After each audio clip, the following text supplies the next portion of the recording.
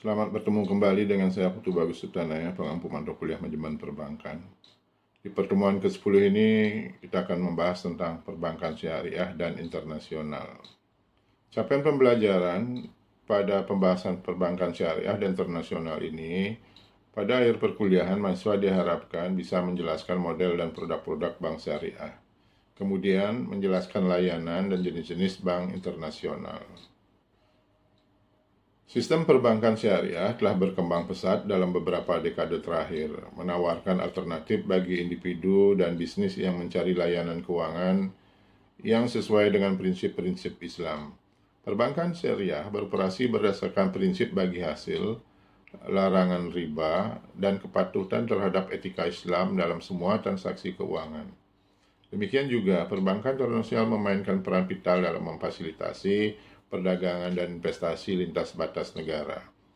Bank internasional menyediakan berbagai layanan keuangan untuk mendukung transaksi global, memungkinkan individu dan bisnis untuk beroperasi di pasar internasional. Perbankan syariah. Perbankan syariah adalah sistem perbankan yang beroperasi dan memiliki operasional dan produknya didasarkan pada prinsip-prinsip syariah atau hukum Islam. Bank syariah beroperasi tanpa menggunakan bunga atau riba, serta menghindari aktivitas dan investasi yang dilarang oleh syariah, seperti perjudian atau maisir dan ketidakpastian atau spekulasi berlebihan atau gharar. Sistem ini berfokus pada keadilan, kemitraan, dan berbagai risiko antara bank dan nasabah yang telah diterangkan di pembahasan sebelumnya. Model bank berdasarkan prinsip syariah. Di Indonesia adalah salah satu negara dengan pemeluk agama Islam terbesar di dunia. Melihat fakta tersebut, Majelis Ulama Indonesia atau MUI dan Ikatan Cendekiawan Muslim Indonesia atau ICMI dengan melibatkan pemerintah dan pengusaha muslim mendirikan Bank Syariah Indonesia pada tahun 1991.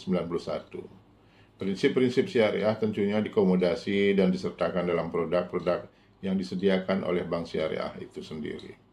Penghimpunan dana atau aliran dana masuk ke bank. Bank syariah menghimpun dana dari masyarakat dan pemilik modal melalui berbagai instrumen syariah seperti giro wadiah, yaitu simpanan giro berbasis titipan. Nasabah tidak mendapatkan bunga, namun bank bisa memberikan bonus secara berkala. Kemudian ada tabungan wadiah atau mudharabah. Tabungan dengan dua model. Wadiah tabungan sebagai titipan, mudharabah tabungan sebagai investasi dengan prinsip bagi hasil antara bank dan nasabah. Kemudian ada deposito mudharabah. Deposito ini memberikan nasabah menempatkan dananya di bank untuk periode tertentu dan bank mengelola dana tersebut dengan prinsip bagi hasil. Penyaluran dana atau aliran dana keluar dari bank. Bank syariah menyalurkan dana yang telah dihimpun melalui dua skema utama, yaitu debt financing atau jual beli.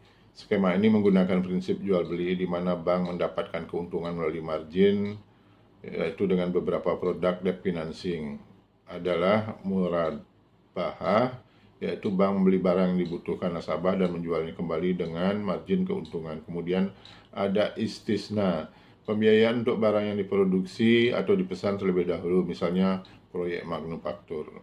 Kemudian ada salam, pembiayaan untuk transaksi jual beli di mana pembayaran dilakukan di muka dan barang diserahkan kemudian. Kemudian ada equity financing, yaitu profit loss sharing.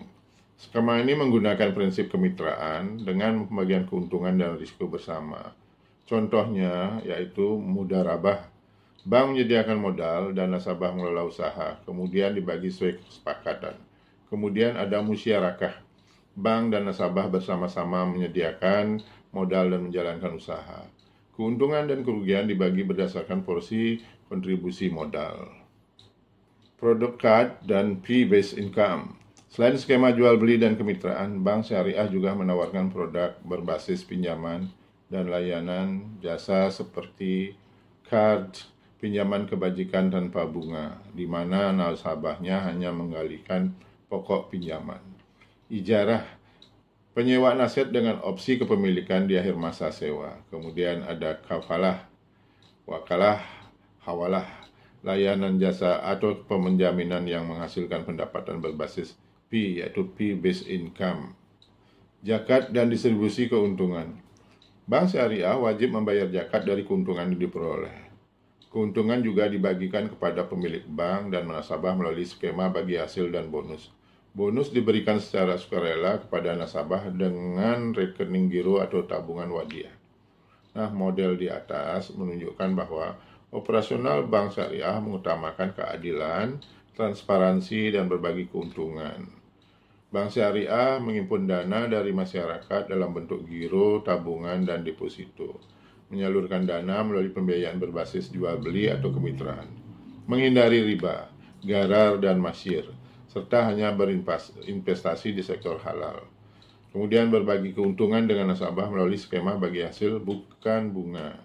Model ini memastikan bahwa semua transaksi dan operasi bank syariah mematuhi prinsip-prinsip syariah Islam dan berkontribusi pada ekonomi real serta kesejahteraan masyarakat.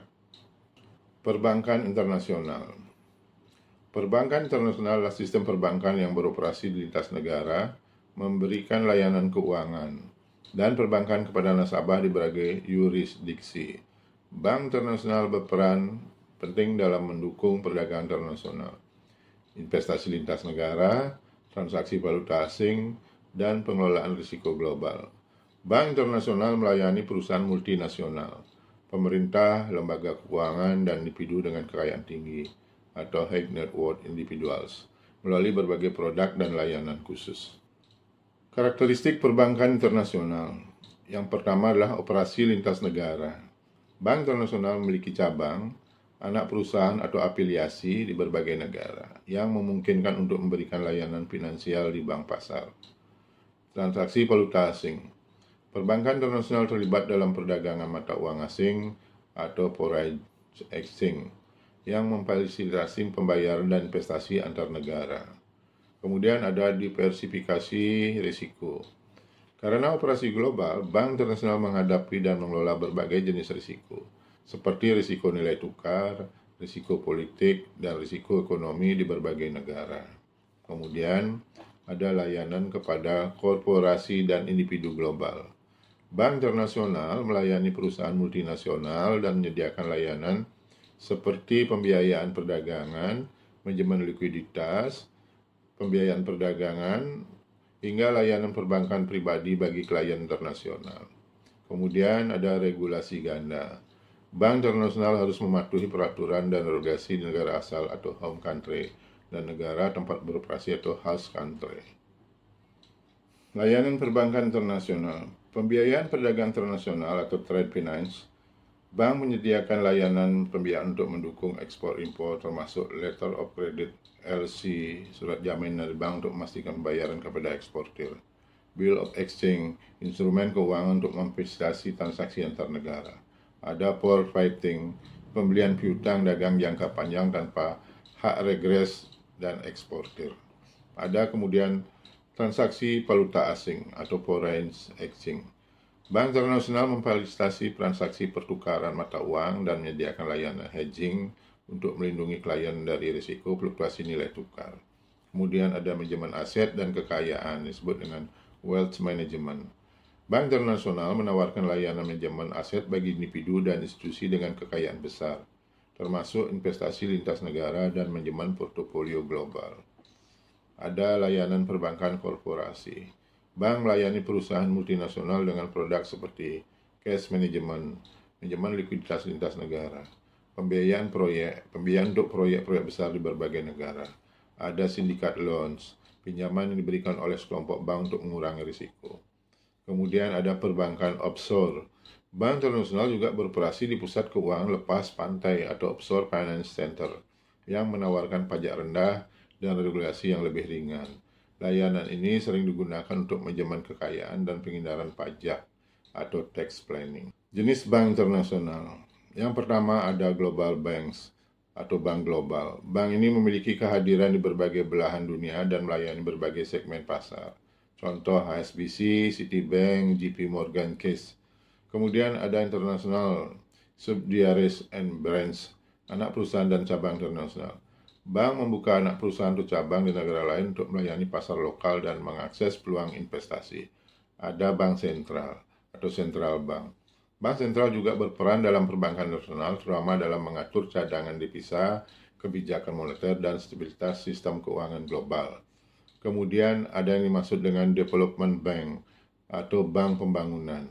Bank ini seperti Bank Dunia atau World Bank atau ASEAN Development Bank atau ADB menyediakan pembiayaan untuk pembangunan negara berkembang.